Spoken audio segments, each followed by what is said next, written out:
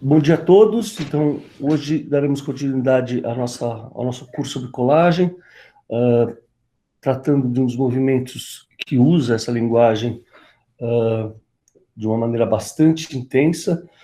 Então, veja bem, uma das grandes confusões que a gente tem quando a gente usa a palavra pop, né, que a gente imediatamente faz uma associação muito grande com a ideia da cultura popular, um tipo de arte que trata com os objetos de uma cultura de massa, com os objetos cotidianos.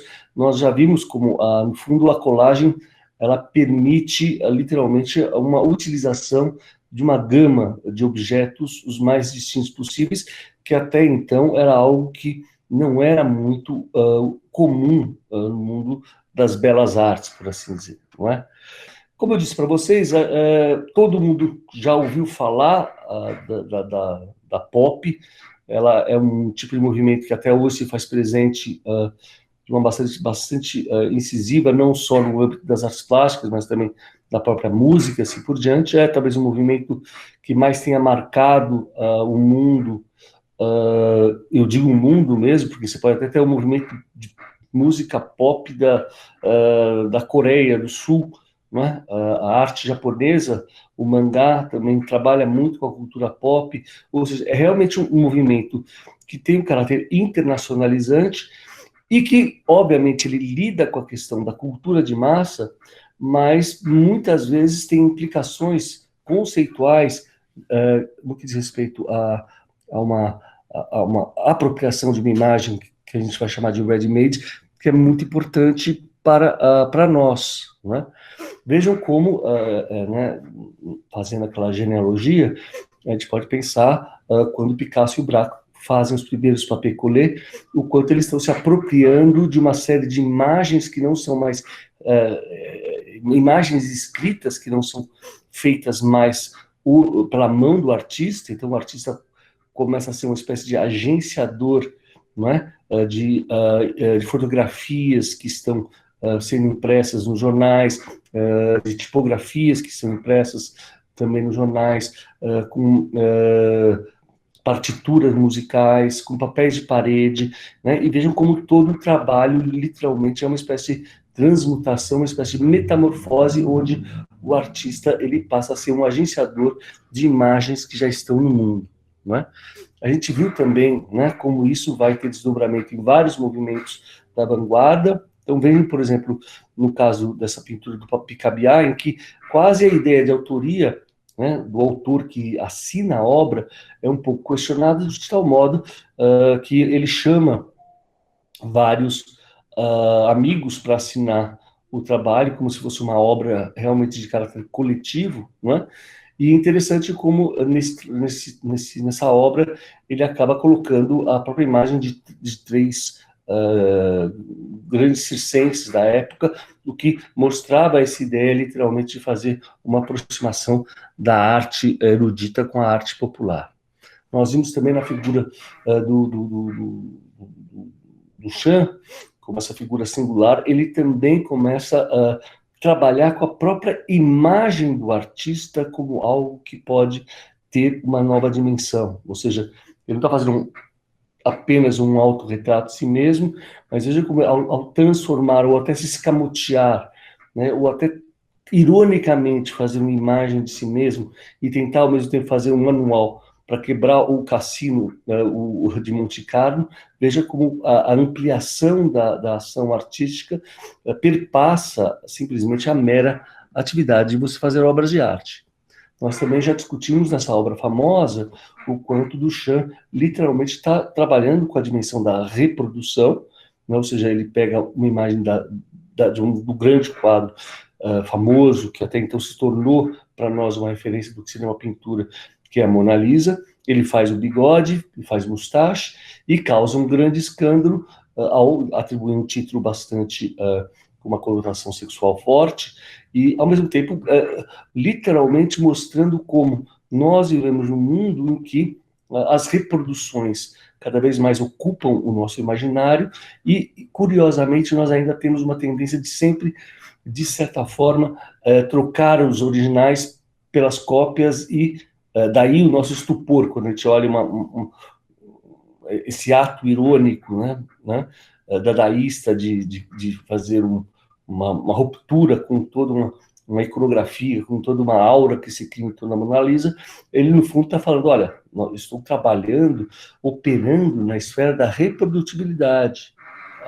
A mesma coisa ele vai fazer com o famoso ready-made, que nós já tivemos uma aula, onde ele não é mais o criador de uma escultura, ele se apropria de um objeto que tem também uma conotação bastante simbólica na nossa sociedade, ele retira ela do seu contexto, assina ela, não com o nome dele, mas um jogo de palavras com o nome de um homem americano normal, e também, ou seja, veja como essa questão literalmente de trabalhar com objetos fabricados industrialmente passam a se tornar também um repertório importante para a primeira vanguarda. Isso vai ter reverberação, inclusive, no meio americano. Vocês sabem como Duchamp ele se muda para Nova York a partir do grande sucesso que ele faz com a exposição em 1913 do Armory Show. E vejam, por exemplo, um artista genuinamente americano, que é o Stuart Davis, o quanto ele começa veja bem, a pintar objetos como um maço de cigarro ou um desinfetante, né? Objetos que até então jamais... Professor, rapidinho, eu acho que a gente ainda não tá vendo sua tela. Não sei se sou só eu. Não estão vendo? Aqui eu consigo ver normal. Ué, por que eu não tô? Ó, Não, eu tô. não, nada. Agora eu tô. Agora eu tô. Desculpa. Estão vendo agora? O que você está vendo agora? Dois quadros. Dois quadros, um de um desinfetante, outro de maço de cigarro, não é isso? Na verdade, eu não tô enxergando massa de cigarro, mas eu acho que deve ser isso. Lucky Strike, ó, até hoje é uma marca famosa de cigarro, Lucky Strike, tá vendo aqui? Ah, tá, é mesmo. Nossa, é que não parece uma caixinha de cigarro olhando assim. Ela é toda bonitona. Não sei. Bom, mas o importante é vocês pensarem como é que um artista, veja bem, se dá o direito e se permite literalmente a trabalhar em cima de não mais flores, anjos, a paisagem, né, a natureza, é literalmente uma natureza totalmente já industrializada e massificada que você pode encontrar em qualquer supermercado, né? Nós sabemos também da importância, quando falamos até aqui no Brasil do neoconcretismo, da importância do fortalecimento das grandes instituições de arte, não é?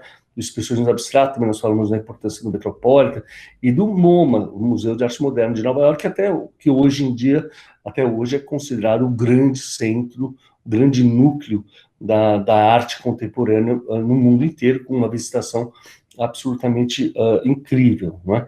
Bom, em 1948, eles vão fazer uma grande exposição, né, justamente sobre a questão da colagem, onde os grandes nomes, né, muitos dos quais nós já estudamos, aparecem pela primeira vez, tá certo?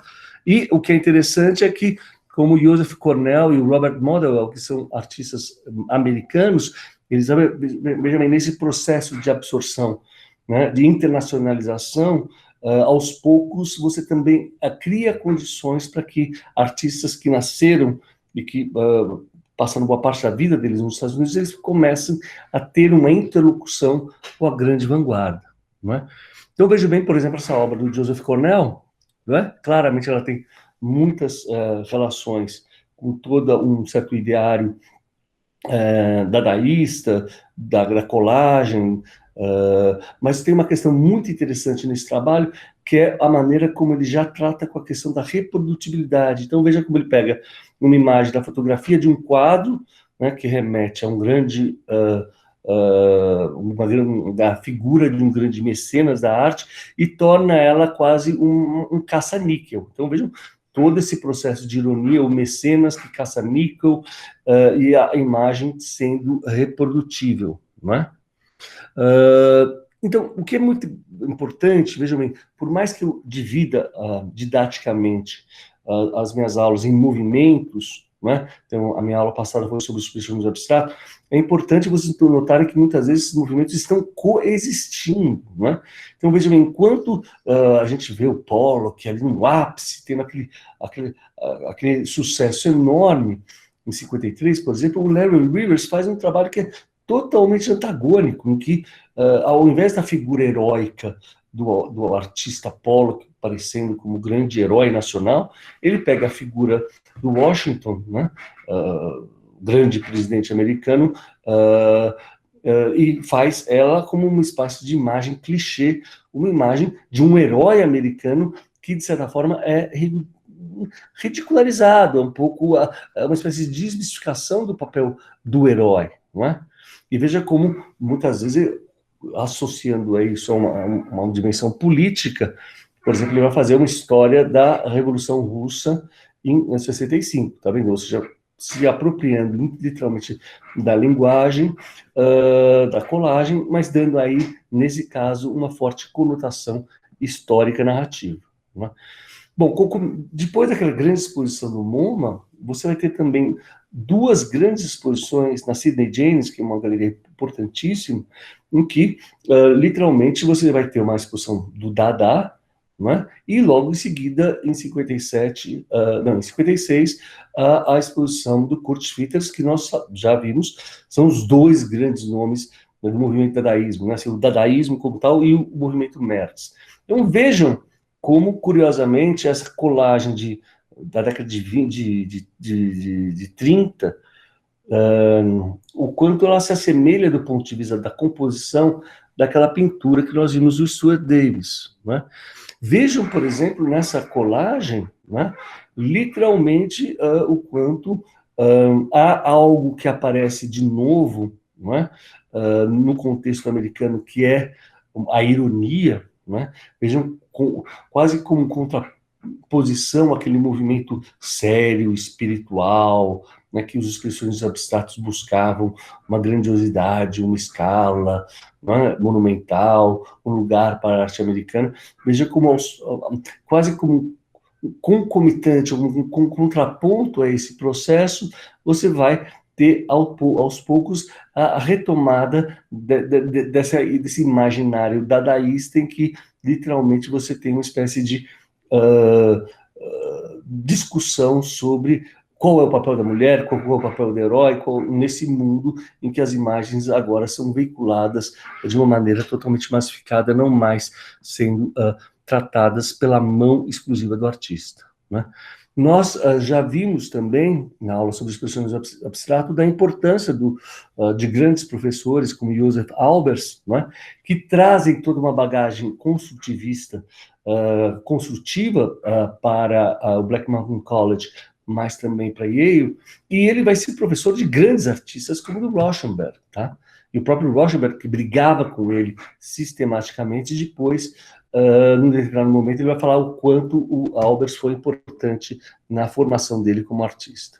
Então, o que é muito interessante, como vai dizer a Lucy Lippert, é pensar que, depois de um período de quase 2 décadas dominadas pela abstração, a pop permite a retomada de uma nova figuração. Agora, o que é muito importante vocês perceberem é que essa figuração não é a figuração tradicional de um pintor que se coloca na frente de um cavalete e pinta um retrato, né? Na verdade, essa imagem, essa imagem é ready-made, ela é abstrata.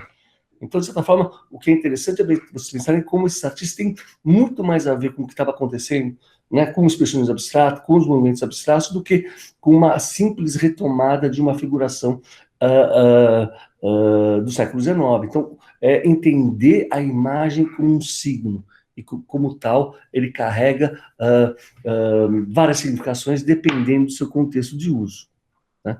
Então, veja bem, nós temos aí figuras cruciais para o movimento do expressionismo abstrato, como Motherwell, que também participa das aulas do Black Mountain College, que tem uma belíssima composição, elegante, mas ainda não está literalmente fazendo parte daquilo que nós entendemos como uma linguagem pop, não é?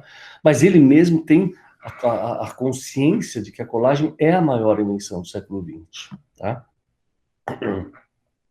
Ou seja, nessa ideia que, embora, veja o quanto essa colagem, mesmo sendo de 84, já no final da vida do Mauro, ela é devedora daquela primeira guitarra do Picasso, né? O quanto a construção de uma totalidade, toda ela é mediada por objetos, eles os mais distintos, tendo as suas mais diferentes proveniências, grafias, histórias e geografias, não é? O termo pop, ao contrário do que a gente pensa, ele foi surgido na Inglaterra. O grande crítico que cunhou esse termo chama-se Lawrence Alloway. E o que é muito importante, ele não estava simplesmente fazendo uma apologia do uso de obras que estavam simplesmente se apropriando da cultura massificada, né? Mas ele estava literalmente vendo como, né, esses artistas iriam se apropriar de uma cultura totalmente transformada, efetivamente, por essa cultura massificada, que vai criar uma mudança radical nos costumes de qualquer pessoa, né? Ou seja, a gente tem que tomar muito cuidado para não pensar que os artistas pop, como a gente olha o Andy Warhol e fala, nossa, o Andy Warhol parece aquele artista superficial que simplesmente está fazendo uma apologia do mundo da mercadoria. Pelo contrário, eles têm uma visão bastante crítica e, veja bem, por que isso se torna, no primeiro momento, mais evidente na Inglaterra? Porque, veja bem, a Inglaterra, né, praticamente destruída pela Segunda Guerra Mundial, um país que ainda passava por vários reveses financeiros, né, e que, de uma hora para outra, eles são literalmente invadidos por essa cultura americana, né, que começa absolutamente a transformar todo o imaginário visual, né, com a imagem do carro, da pin-up, do Mickey, dos produtos enlatados, e como isso causa um choque enorme, principalmente numa sociedade que estava ainda se recuperando da Segunda Guerra Mundial, tá certo? Então, é importante vocês perceberem, né, que esses artistas tinham uma formação intelectual muito alta e estavam, de certa forma, questionando de uma maneira meio subversiva o que seria esse glamour, né, o que seria essa mentalidade pautada exclusivamente na importação e numa vida a partir de objetos ready-made, objetos industrializados, né? E, ao mesmo tempo, ele vai literalmente questionar, a partir da colagem, o quanto, efetivamente, a colagem, assim como as novas tecnologias, permite, né, inclusive através do advento da fotografia, a possibilidade de você olhar para o mundo numa perspectiva muito distinta da qual nós estamos acostumados e como elas podem ter significados muito distintos dependendo do contexto de significação ao qual nós lemos essas imagens. Elas se tornam fotografias misteriosas porque, literalmente, elas contêm consigo uma carga de abstração que que não tem nada a ver com aquilo que nós entendemos como uma fotografia tradicional. Ela carrega consigo a própria estrutura de captação de um fragmento do mundo que não é dado à primeira vista, não é? Isso é tão importante que, vejam bem, que o Paolozzi, na verdade, ele vai se interessar por um dos maiores filósofos do século XX, que é o Wittgenstein, que vai trabalhar todo com uma nova teoria, uma nova linguagem metafísica, que ele vai denominar que é o jogo de linguagem, e que vai, de certa forma, mudar por completo como se pensa a relação do senso comum com o pensamento, com a abstração, né, e criando efetivamente um novo tipo de filosofia, que vai se chamar filosofia da linguagem, em que rompe com as relações tradicionais entre a maneira como nós estabelecemos o nosso conhecimento, a nossa linguagem e a nossa forma de ver o mundo, não é? Além do Paul Odsey, você também tem o Richard Hamilton, tá? Um artista inglês muito importante, e vejam como também tem uma relação muito forte com a questão conceitual, tanto é que, vejam bem, ele chega a fazer uma cópia, um ready-made do famoso grande vidro do Duchamp, né? E um artista, então, que vai efetivamente indagar qual é o estatuto dessa nova imagem, né? E, vejam bem, faz talvez aquela que seja a colagem, talvez a colagem mais conhecida do século XX, que é aquela cujo título é o que faz com que a casa das pessoas se tornem tão diferentes e apelativas e tão atrativas, numa exposição que chama Este é o Amanhã, né? Na famosa exposição feita em 1956 na Whitechapel, ou seja, 1956 ainda é literalmente quando Pollock morre. Então vejam como você vai ter um choque de gerações muito brutal, principalmente quando a pop art começa a adentrar na cultura americana. Mas o que é fascinante nesse trabalho, vejam bem, é realmente mostrar o que para vocês é absolutamente comum. Inclusive, vejam o homem todo ele malhado, né, segurando um peso chamado pop, né? Mas vejam como este ambiente que hoje em dia se tornou totalmente comum para vocês, então uma pessoa utilizando um aspirador para limpar a casa, o homem e a mulher adquirindo uma identidade muito mais exterior, no sentido de eles estarem muito mais preocupados com a cultura visual do que eles aparecem, do que eles propriamente são. Então, essa ideia toda de você fazer a pessoa toda ela bombada e toda ela, né, feita para tirar uma boa fotografia, ela vira uma fotografia, por assim dizer, num mundo de gravador, num mundo dominado veja bem, até do ponto de vista sonoro, você tem o gravador, você tem a televisão, você tem o cinema, né, e você tem até a lua, né, que era o grande, né, a lua como teto. Você vê como esse ambiente é totalmente transformado por bens de consumo e por uma cultura material da imagem que muda radicalmente, vocês sabem, com o cinema, muda com o crescimento da fotografia, do anime, das novas tecnologias que permitirão, inclusive, 10 anos depois, que o homem possa, inclusive, ir à Lua, né? Nós temos ainda grandes artistas ingleses, como David Hockney, que é até hoje um dos artistas mais conhecidos. Veja como, em um determinado momento, ele fez esses trabalhos. É engraçado como, hoje em dia, esse tipo de montagem se tornou uma coisa muito utilizada, mas pensem que isso ele fez com Polaroid num momento em que não havia ainda a linguagem do computador, tá, gente? E vejam como, mesmo na pintura, vejam como essa figuração reaparece, mas é uma figuração totalmente estilizada. A água não é água, a piscina não é piscina, a palmeira não é palmeira. Mas, ao mesmo tempo, ela aparece, essa figuração aparece, ao mesmo tempo, figurativa, mas ela também carrega consigo um altíssimo grau de abstração, né? Então, vejam, mesmo essa perspectiva que é dada, ela também é subvertida por esse processo contínuo de fragmentação, mesmo de uma imagem panorâmica. Nós temos na França um movimento importante chamado o Novo Realismo. Eu vou abordar isso na próxima aula, mas só para constar, para você ver como as coisas estavam acontecendo simultaneamente. Você vai ter grandes artistas que vão trabalhar com, por exemplo, com a ideia de assemblagem, com objetos também utilizados nessa cultura massificada, mas claramente no caso do Novo Realismo, muito eles vão ter uma carga, por exemplo, com a questão da guerra, né, que não é tão presente naquela nação que se tornou, a partir da Segunda Guerra Mundial, a grande metrópole, a grande potência mundial até os dias de hoje, né?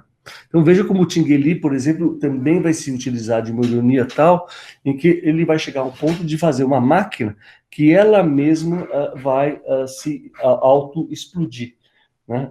E vejam como há toda uma ironia da sociedade industrial. Vocês sabem também que esse é o contexto de maio de 68, da Internacional Situacionista, do texto famoso do Guy Debord sobre a sociedade do espetáculo, né? Então vejam frases em que ele fala: o espetáculo é a reconstrução material da ilusão religiosa, o espetáculo é o capital em tal grau de acumulação que se torna imagem. Ou vejam como eles intuíram claramente o que estava acontecendo e que, desde então, acontece de uma maneira bastante intensa nos dias de hoje.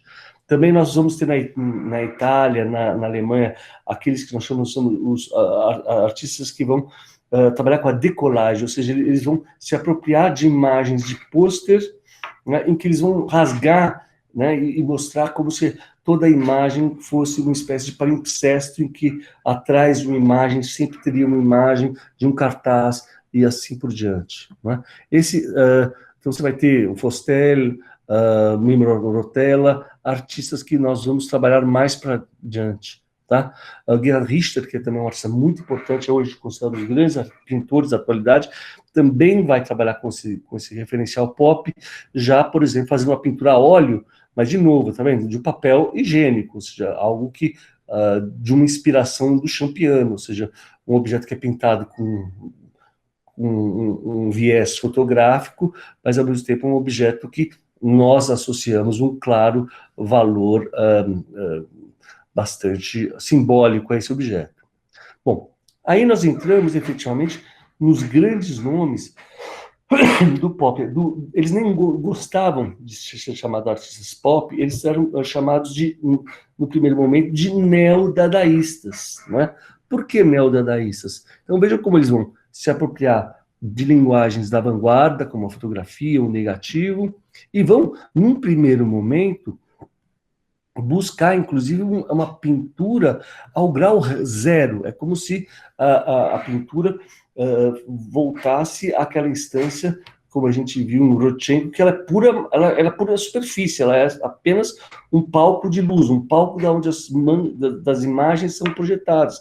Mas é como se o Rauschenberg, né, um artista que é importante, que você sabe, que essa geração toda, a maioria vem eles se formam muito cedo, eles vêm, como vocês, da universidade, ao contrário dos expressionistas abstratos, que todos eles tinham uma formação muito mais pautada no ensino tradicional de escolas, de ateliês de artistas. Aqui não, são artistas que vão ter, inclusive, um contato muito grande, muito cedo com a vanguarda internacional e claramente assumem uma postura conceitual, tendo em mente as grandes transformações. Então, veja bem, enquanto o Pollock está fazendo isso, o Rothko está fazendo isso, ele está fazendo uma pintura em que ele pega algo que depois a gente vai falar, que é do Burri, da arte pobre, e ele incinera essa superfície, né? E vai trabalhar, é um momento realmente mágico da cultura americana, em que você vai ter o Jasper Johns, o John Cage, o Merce Cunningham e o Rauschenberg. São, assim, os grandes nomes, né? Todos eles, inclusive, tendo uma relação muito forte, intensa entre si, né? E curioso vocês pensarem, né? Até do ponto de vista de tomada de posição, enquanto os expressionistas abstratos, todos eles tinham uma postura um pouco machista de se colocarem como macho men, como grandes desbravadores do Oeste, esses artistas vão ser muito mais irônicos, tendo uma sensibilidade muito mais ambígua, né? E uma relação, enquanto para o expressionismo abstrato, Picasso e Matisse eram as grandes referências, para esses artistas, obviamente, a figura do Marcel Duchamp é ou seja, essa relação de que o olho vê com a mente, né, que as coisas estão absolutamente interligadas entre si, é uma referência primordial, ou seja, crítica a um olhar retiniano. Tem uma influência muito forte também do Zen budismo, que aparece principalmente no Black Mountain College. Então vejam, por exemplo, naquela famosa peça de piano em que o John Cage simplesmente não toca, né? Você vivencia o silêncio, né? E vejam como toda essa arte da performance também vai começar a surgir nesses momentos, tá? Justamente, John Cage. Então veja como, num primeiro momento, essas obras que a gente poderia chamar mais neo-dadaístas, o quanto elas são tributárias, né? Vejam a relação que a gente pode fazer entre essa obra do Rauschenberg com uma outra obra do Marcel Duchamp, né? Até uma das obras mais controversas, e acho que mostram bem esse conflito, conflito geracional, no sentido em que esses artistas sabiam muito bem que eles jamais poderiam conseguir a grandeza épica de grandes nomes do expressionismo abstrato, como de Kooning, Rothko, Pollock, Franz Klein, e assim por diante. Então, vejam só que coisa absolutamente irreverente, né? Num determinado dia, em 1953, o jovem Rauschenberg chega até ao ateliê do de Kooning, que é considerado o grande homem, né, que traz a tradição europeia da pintura expressionista, né, para um contexto novo, e pergunta a ele se poderia apagar o trabalho do de Kooning. E o de Kooning fica bastante surpreso e uma hora ele fala, entendi o que você quer fazer. Então eu vou te dar um desenho bem difícil para você pagar. E de fato, durante 6 meses, o Rauschenberg ficou tentando apagar. Veja como claramente era um momento de uma espécie de briga de titãs, né, de duas grandes gerações, onde, embora houvesse uma grande reverência, esses artistas sabiam que eles não poderiam continuar seguindo um ritmo que foi um ritmo e uma linguagem que foi levada até as últimas consequências, tanto é que muitos deles, por exemplo, o próprio Pollock e o Rothko, chegou até a cometer suicídio, ou seja, eles chegam num limite da pintura, onde nada mais pode ser feito e nada mais pode ser dito, né? Então vejam como, a partir daí, o Rauschenberg vai ter uma importância fundamental até hoje na pintura contemporânea, no sentido, por exemplo, agora, de pensar a tela da pintura não mais como algo neutro. Então ele vai, por exemplo, trabalhar com tecidos, não é? E vejam o próprio movimento da pincelada, né? É uma pincelada que não carrega consigo nenhuma, embora pareça expressiva, não é nada expressiva, ela é mecânica, tá certo? E vejam, por exemplo, se você pensar em artistas contemporâneos como a Leda Catunda aqui no Brasil, o quanto, né, vários artistas contemporâneos são tributários dessa obra do Rauschenberg, né? Até a radicalidade com que ele pega uma vez a cama dele, né, tira ela do contexto da cama e transforma a cama num quadro. Ele vai literalmente discorrer sobre aquilo que ele chama das cores pedestres, ou seja, uma cor que não vai carregar consigo nenhuma transcendência, nenhum simbolismo, é uma cor do dia a dia, da cor que vem da lata, né? Assim como as coisas vêm do mundo, né? Obviamente, há a possibilidade de a gente estabelecer um contato muito grande com a obra do Alberto Burri, que nós vamos tratar na próxima aula. Alberto Burri é um grande artista italiano que ficou, olha só, preso como ele era médico e acabou virando prisioneiro durante a Segunda Guerra Mundial, e nesse período que ele ficou no Texas, ele começou a fazer essas colagens que vão ter uma enorme reverberação no movimento que a gente vai chamar de arte power. Ou seja, veja como é uma colagem que dá continuidade àquilo que nós falamos do Schwitter, ou seja, uma colagem que pega o sujo, o rasgado, o caótico, e busca dar um sentido totalmente novo a esse mundo claramente destruído do pós-guerra, não é? Então vejam ele no seu ateliê, Rauschenberg. Inclusive tem uma coisa muito interessante, que o Rauschenberg é o primeiro artista a ir morar num loft no Soho, ou seja, a ideia de você morar num espaço que era da indústria, tá certo? Muitas vezes sem calefação, nada, mas e vejam como a própria ideia do loft, que tem um pé direito alto e tem a possibilidade de você ter uma ocupação intensa do seu ateliê, né, vários produtos, vários objetos expostos simultaneamente, num lugar que primordialmente é vazio, para que você possa viver literalmente com a arte, né, se torna de fato a ideia de pintar esse espaço com paredes brancas para supostamente ter uma neutralidade. Veja como isso muda o mundo da arte. Nós podemos estabelecer algumas relações com o surrealismo também. O primeiro marido da Peggy Guggenheim, Lawrence Wall, faz esse biombo mais ou menos na década de 40, né, que depois, veja bem, o próprio Rauschenberg vai rompendo claramente com a formato tradicional da pintura, não é? E faz com que, literalmente, a pintura se aproxime mais do mundo das coisas, se tornando uma espécie de objeto do mundo, não é? Sem aquela postura transcendente de uma janela voando no espaço. Como ele mesmo vai dizer, eu penso que uma pintura está mais próxima do mundo real se ela é feita realmente com as coisas do mundo real, né? Então vejam como, né, essa pesquisa deles de trabalhar, né, não mais com a tela neutra da pintura, mas com que seja até uma colcha de retalhos, ou até uma lona de caminhão, e juntando a essa superfície uma série de objetos colados, mas o que é importante você pensar é como, literalmente, é através da colagem. Isso é uma das questões cruciais para vocês entenderem o quanto a figuração, né, surge a partir da década de 50, literalmente a partir da ideia de colagem. Então você vê a imagem do Lincoln, mas é quase uma frotagem, uma imagem fotográfica.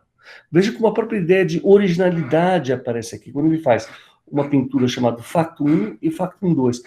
Vejam, né, os objetos, eles são aparentemente parecidos, se trata basicamente da utilização das mesmas imagens, né, retiradas do mundo, mas são literalmente esses pequenos gestos fragmentares de ordenação dessas imagens que vão conferir uma espécie de singularidade da experiência do mundo cotidiano, né? E nesse quadro, inclusive, é interessante que ele se apropria, inclusive, de uma pintura do grande colega, companheiro dele nesse momento, que é o Jasper Johns, com a bandeira americana, né? Então vejam, olha o quanto daquilo que nós entendemos como arte contemporânea aparece, né, esse tipo de apropriação, de pôr uma escada, de pôr um cobertor, de pôr um travesseiro, de ampliar a linguagem gráfica em grande escala, né? De ser da obra ser esse lugar que começa quase como uma espécie de buraco negro absorvendo as coisas do mundo, em que essa gestualidade ela se faz em cima dos objetos, ela não é mais aquela gestualidade livre do polo que inaugura uma trama, um mistério, um mundo. Não, é uma atuação sempre diante do mundo que está aí. Veja como a própria formato da pintura, né, como cada vez mais a própria instância do chassi, né, tudo isso passa a ser questionado, né? O quadro pode virar um objeto, ele pode virar um tecido, né? Ele pode virar algo que se assemelha com um aparato mecânico.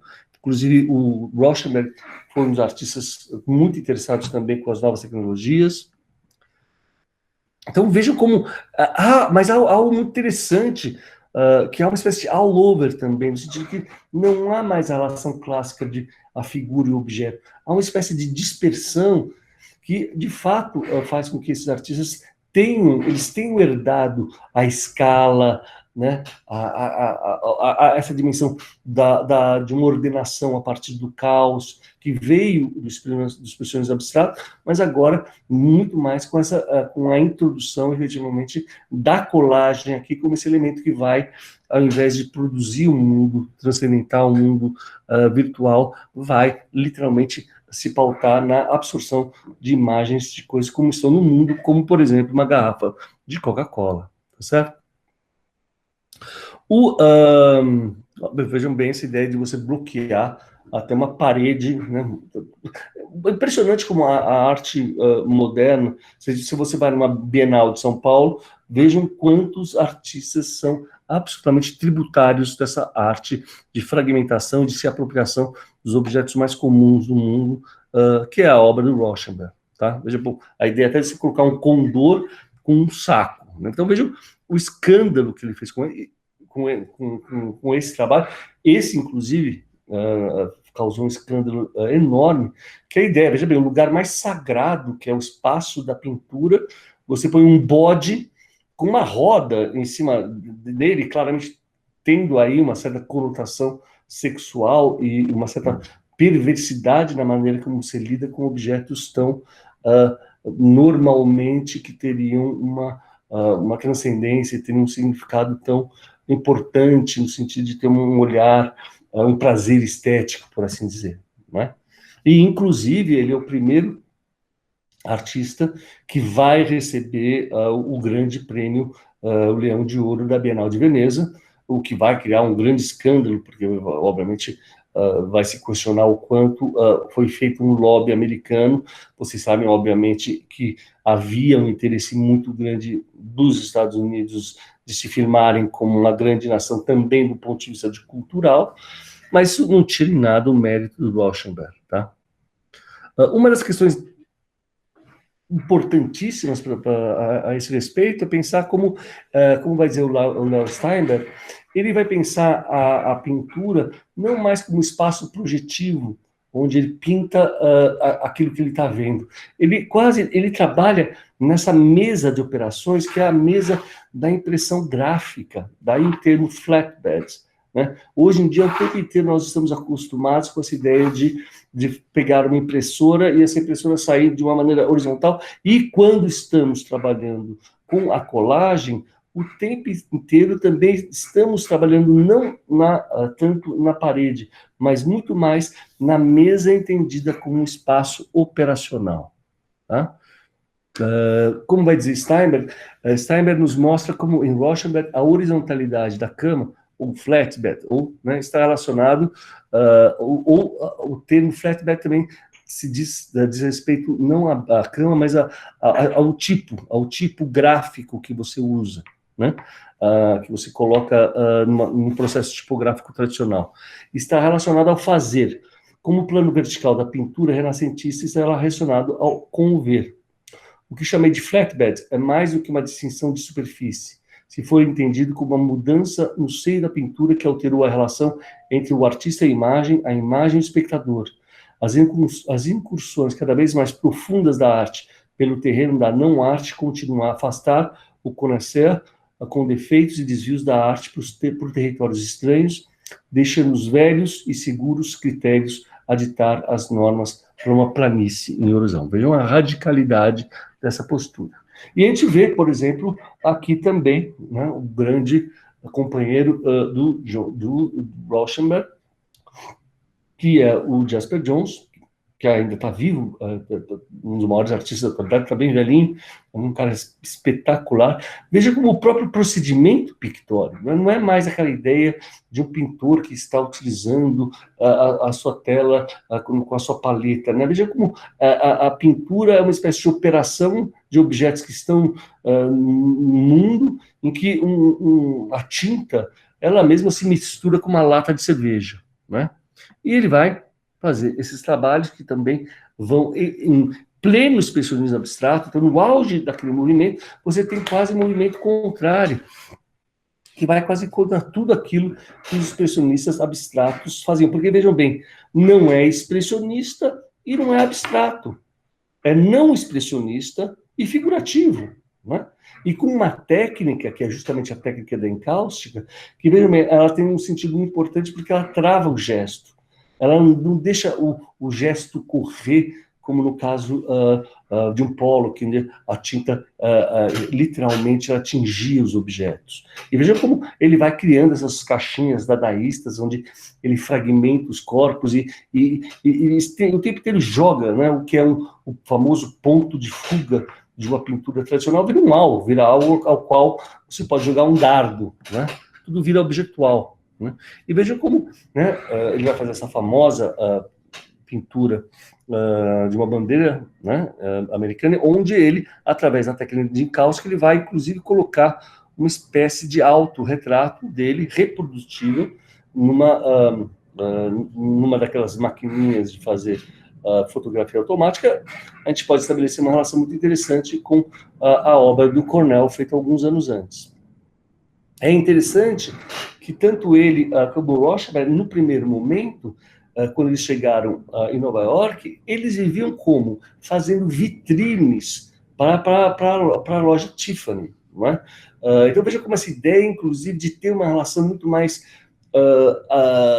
não tão sagrada com o mercado, mas literalmente podendo, inclusive, atuar numa esfera totalmente comercial, sem nenhum pudor. Né? E veja uma coisa muito curiosa, como ele trabalha com essa ideia da reprodutibilidade, e muito com essa ideia do que por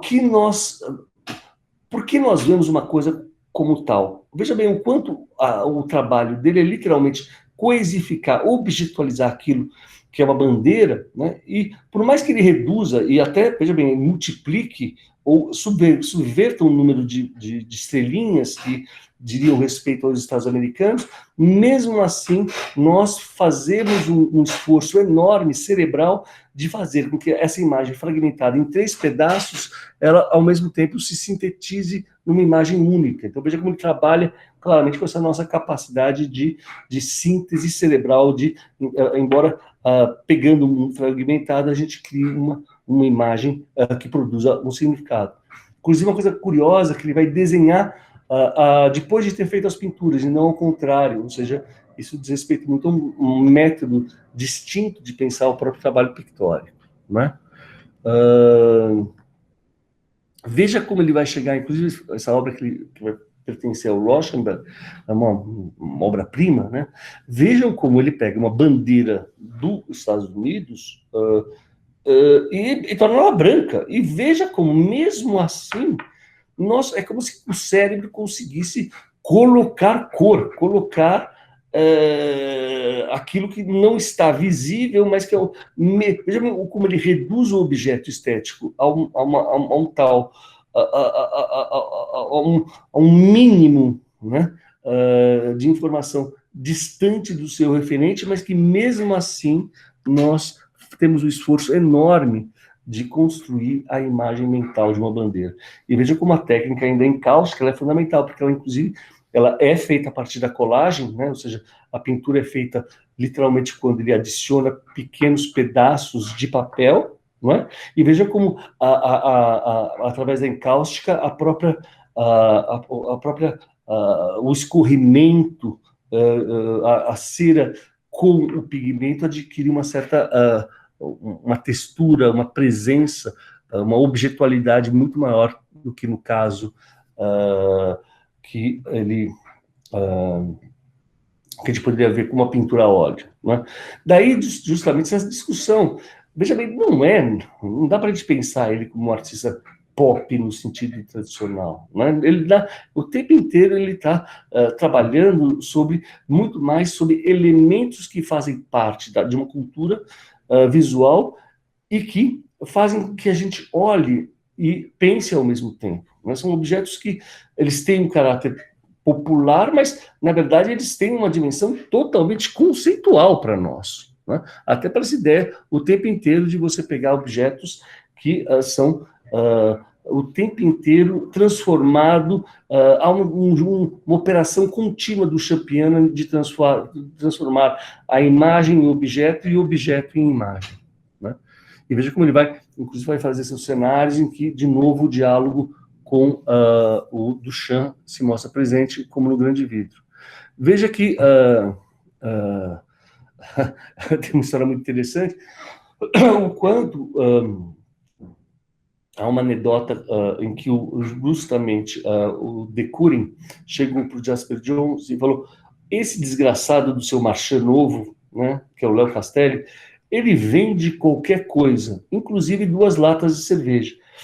O Johns gostou da ideia, ele literalmente pegou 2 latas de cerveja, fundiu, e o Léo Castelli vendeu. Mas veja como o tempo inteiro você tem uma ideia, né, de fazer com que um objeto, de uma lata, ao ser fundida em bronze e depois pintada, ele sempre adquire uma espécie de imagem quase simulacro de si mesma, né?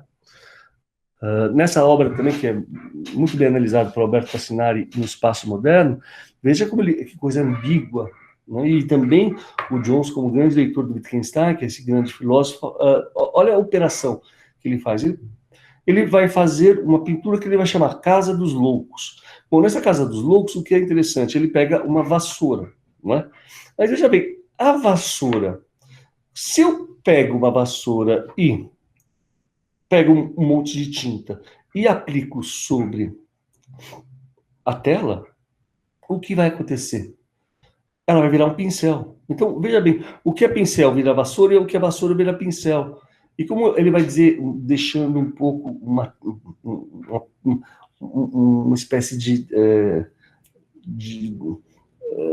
um segredinho para nós decifrarmos esse quadro, ele vai separar tools, house, mas ele vai falar use tools, ou seja, é através da maneira como você vai utilizar os objetos que eles vão adquirir significações distintas, né?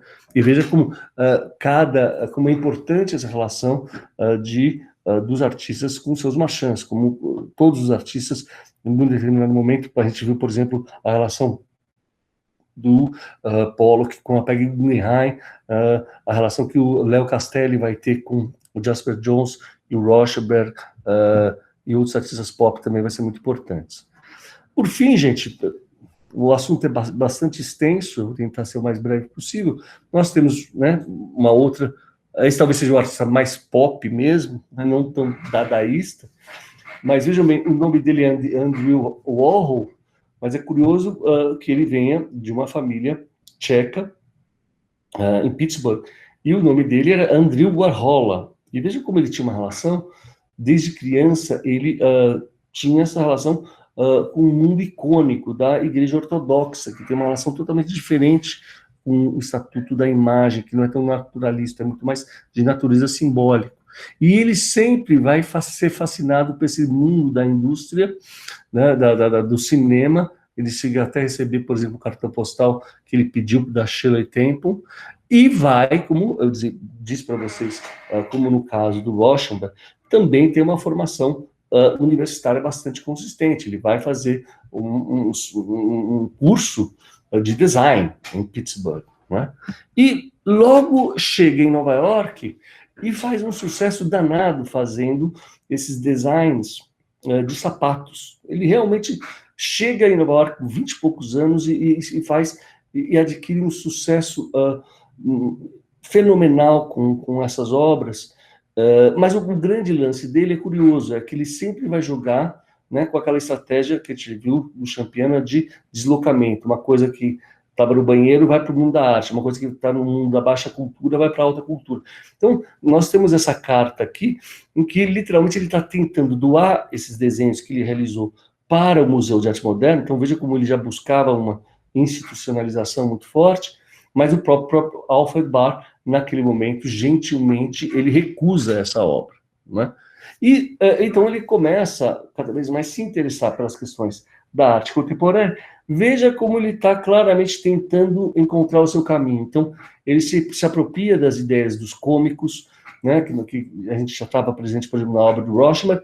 Ele tenta dar uma certa pincelada à la Dripping do Pollock, mas ainda claramente ele não encontra a sua linguagem. Ele vai realmente conquistar a sua maturidade em 1962. Olha só, de novo, voltando ao começo da aula, lembrem como o Picasso trabalhava com aquela ideia de deslocamento da imagem do jornal. Veja como ele pega uma cena de um acidente trágico, ainda não utilizando o silkscreen, mas que logo em seguida ele vai fazer, e ele vai fazer uma série chamada a série da morte, né? Ele vai se dar conta o quanto nesse mundo contemporâneo o tempo inteiro você é permeado pela questão da mortalidade, mesmo no mundo em que você tem uma plenitude da imagem, o tempo inteiro essa imagem ela carrega um certo vazio, né? E ele vai, inclusive, né, a mudar a própria maneira de trabalhar, no sentido em que, por exemplo, ele vai se apropriar de métodos de reprodução da imagem que são utilizados nas artes gráficas, como no caso do silkscreen, né? Isso vai ter enormes influências, inclusive para o Rauschenberg, que vai também utilizar mais tarde o silkscreen. E, de novo, vejam como o processo de construção da imagem também é feito na horizontalidade, né, no processo mecânico. E, mais do que isso, vejam como ele consegue tirar, né, proveito da má impressão, ou seja, há uma espécie de dramaticidade da imagem que é dada pelo ato mecânico de você pegar uma imagem em movimento, imagem fotográfica, mas, veja bem, o movimento não é dado pela imagem estática, é dada pela maneira com que você movimenta, né, o rodo com mais tinta ou menos tinta e cria uma movimentação da imagem que é inacreditável. Então, veja como também não incorram no erro de falar que o Andy Warhol é apenas um artista pop que trabalha sobre a superfície das coisas. Ele trabalha sobre a superfície, mas ele mostra uma complexidade no estatuto da imagem fascinante, né? Ele vai, inclusive, fazer em 62 talvez o retrato mais importante, a Mona Lisa do século XX, que é a Marilyn Monroe, né? Como é que ele vai fazer isso? Vejam, subvertendo por completo a própria ideia de retrato, no sentido que normalmente você fazia, né? Do Renascimento, por exemplo, a ideia do retrato é feita na base da ideia da presença da pessoa, como no caso da Mona Lisa. Então você imagina, né, o Leonardo pintando a Mona Lisa ao vivo. No caso do Warhol, não, ele vai pintar a Marilyn Monroe morta, quando literalmente ela se dissocia do seu próprio corpo, ela se dissocia da sua própria imagem, ou seja, Norma Jean, que era o seu nome verídico, não consegue viver o peso da Marilyn Monroe, não é? Ele vai colocar isso numa imagem dourada, que remete aos ícones, um ícone do cinema e um ícone americano e um ícone dourado, não é? E muitas vezes, veja bem, o próprio procedimento, pela maneira como ele vai pintar essa imagem, é muito parecido com uma espécie de maquiagem, né? Como se ele estivesse utilizando cores claramente artificiais, e veja a maneira como essa imagem é ocupada. Tem uma foto que eu tirei do MoMA, que é muito interessante, que mostra para vocês o como, hoje em dia, a própria maneira do público em relação à obra de arte se muda quando você pega uma observadora vendo a obra através do seu celular e, ao mesmo tempo, utilizando um audiovisual, né? Bom, o que é muito interessante é que o Warhol trabalha literalmente como uma espécie de grande colecionador, né? E ele vai ter, ano a ano, ele vai fazer as suas cápsulas do tempo. Ou seja, ele vai colecionar todas as imagens daquilo que ele considera relevante, né? Como uma espécie de memorial daquilo que foi vivenciado naquele ano, né? E vai, olha só, a própria imagem, né, da Marilyn Monroe surge justamente a partir, como eu disse para vocês, não de um retrato que ele mesmo tenha feito, mas de um retrato que ele se apropriou, né? E veja como ele tinha uma postura tão metódica que essas cápsulas do tempo, como ele mesmo chama, estão hoje no Museu Pittsburgh do Andy Warhol, claramente todas elas marcadas, decodificadas, ano a ano. Então veja como o Warhol tinha uma sistemática absurda do trabalho dele, né? Ele também vai fazer trabalhos muito importantes do ponto de vista de um jogo cada vez mais com uma espécie de indeterminação da imagem, que ele pega uma caixa que supostamente remete a uma caixa de sabão de pó, mas ao mesmo tempo ela não é de sabão de pó, ela é uma caixa de madeira que tem outro peso, mas ela se assemelha a uma caixa de sabão de pó. E vai, inclusive, com essa ideia de uma certa serialidade, ser muito importante para o movimento que a gente vai discutir daqui a pouco, que é o chamado minimalismo, tá? Veja como essas questões do negativo, do positivo, do movimento, são questões que o Warhol está trabalhando e que tornam ele um artista realmente muito possante do ponto de vista da sua pesquisa plástica. Na revista Ars tem 2 artigos meus sobre o Andy Warhol, se vocês quiserem, basta vocês procurarem na revista do nosso departamento, tem 2 textos em que eu discorro sobre a obra do Andy Warhol, né? Veja que coisa terrível, né? Essa ideia desse jogo da presença em ausência, em que enquanto ele pega aquilo que é o símbolo da cultura americana no sentido mortífero, né, de você pintar a ausência, né, literalmente você não está pintando uma pessoa morrendo, você está pensando quem vai ser a próxima vítima, quem que vai literalmente ocupar esse espaço. E veja como ele é um tremendo colorista, o quanto ele consegue captar, né, as grandes transformações do momento que ele estava vivendo, com uma paleta, com um sentido de composição, com um sentido de um conhecimento gráfico. Veja a ideia, como ele trabalha com a ideia de um autorretrato como um ser que está sempre se escondendo, se escamoteando, nunca se revelando por completo, né? E veja como ele buscava ser literalmente uma estrela, né? E, fatidicamente, ele sofre um atentado de uma mulher que literalmente lhe dá, se não me engano, 4 tiros, olha só, 2 dias antes de quando o Kennedy vai ser assassinado. E veja como ele ficou, né? E veja como ele, ao mesmo tempo, vai, muitas vezes, também, assim como o Duchamp, trabalhar com essa ideia do travesti, ou seja, essa ideia de um artista que vai criar uma imagem misteriosa de si mesmo. Como ele mesmo vai dizer, gostaria de permanecer eu mesmo um mistério. Não gosto de revelar minhas origens e, de qualquer modo, transformo-as por completo toda vez que sou questionado.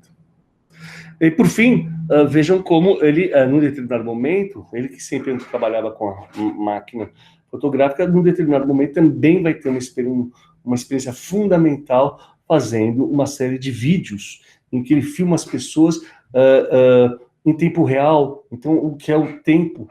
É o tempo não das pessoas agindo, é o tempo do filme filmando as pessoas fazendo as coisas mais cotidianas, ou até mesmo o próprio Empire State, quando ele é filmado de dia à noite. No final da vida, ele faz uma das séries mais belas, do meu entender, que chama Shadows, em que ele pega 2 imagens de sombra. Então, veja bem, a ideia de repetição é uma constante, não é? Uma imagem que passa por um processo de transformação, cromático, em que ele cria uma certa serialidade e, ao mesmo tempo, consegue uma vibração cromática e uma ideia de uma totalidade pictórica a partir sempre dessa ideia de fragmentação e totalidade, que é uma coisa fenomenal, né? E não é à toa que, como ele mesmo vai dizer, o grande ídolo dele vai ser um grande pintor metafísico, que é o De Chirico. Então, cuidado, gente. Cuidado realmente quando vocês forem falar sobre o Andy Warhol, para não cair no lugar comum de dizer que a arte pop apenas trata de objetos, de uma apologia do lugar massificado. Pelo contrário, veja, quando ele faz essa pintura, ele fala, esse é o retrato de todos nós. Então, veja como ele claramente tinha consciência da sua própria finitude e do lugar complexo que o sujeito tem nesse mundo em que cada vez mais as imagens se tornam embalagens vazias. Tem outros artistas que eu que são muito importantes, que eu só não vou falar mais por falta de tempo, para não cansar vocês demais, mas um deles, obviamente, é o Lichtenstein, que também é um artista que trabalha a partir da apropriação do cartoon, e é quando o Andy Warhol vê essa imagem que ele para de trabalhar com a imagem do cartoon, mas veja como ele também cria uma linguagem totalmente pessoal, no sentido que ele amplia, né, os processos industriais de plotagem, né, e com um cromatismo incrível, cria imagens fascinantes, que realmente marcaram a época.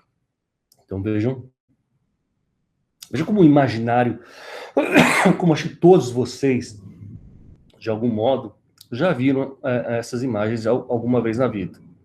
E tem uma história muito curiosa, só uma curiosidade, tem um bar aqui em São Paulo que é muito famoso, era muito comum que os artistas frequentassem, que é o Bar Balcão, e nesse bar você tem uma obra que parece ser uma reprodução, mas ela é uma obra verdadeira, então você tem de novo sempre essa relação curiosa com a arte pop, em que a questão própria da originalidade, que como nós vimos é uma questão questionada pela questão da colagem, não é? No sentido que as imagens são sempre apropriadas, é objeto de discussão. Por fim, o James Rosenquist, que é também um grande pintor, inclusive, olha que coisa incrível, né? O ateliê dele como esse lugar como o do Wall, esse lugar onde ele está literalmente trabalhando o tempo inteiro com essas imagens que estão no mundo, né?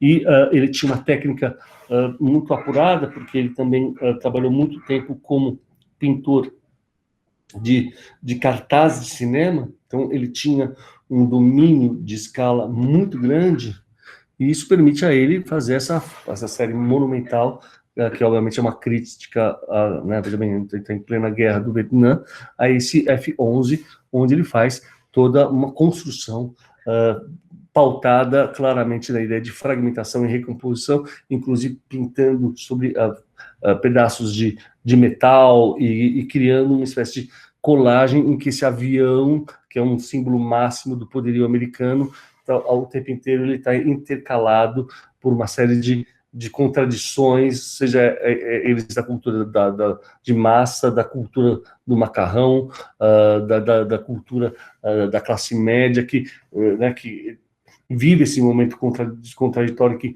ao mesmo tempo luta mundo afora para manter a sua hegemonia, mas ao mesmo tempo também produz tantos desastres. E, para acabar, vejam que coisa interessante, como nesse momento em que não havia a técnica do